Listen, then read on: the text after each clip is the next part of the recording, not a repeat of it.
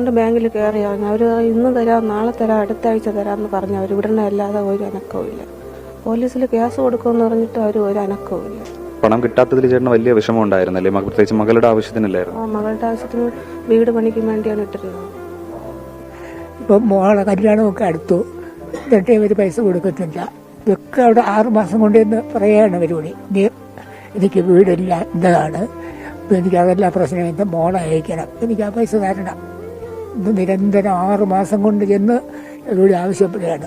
ഒടുവിൽ ഇപ്പം ഭീഷണിയായി, നീ പഠിച്ച പോലെ ചെയ്യുക, അത് ചെയ്യുക, ഇത് ചെയ്യുന്നത്. അങ്ങനെയാണ് ഇപ്പം വന്ന വൈകി ചെയ്ത്. ഞാൻ ചോദിച്ച അണ്ണ എന്തിനിങ്ങനെ ചെയ്തതെന്ന്.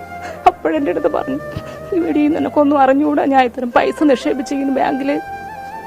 ഞാൻ ചോദിച്ചപ്പോൾ അവർ ഇങ്ങനെ ഒരു ഭീഷണി സ്വരത്തിലാണ് സംസാരിക്കുന്നത് എന്ന് പറഞ്ഞ് അതിൻ്റെ പ്രയാസമെന്ന് പറഞ്ഞ്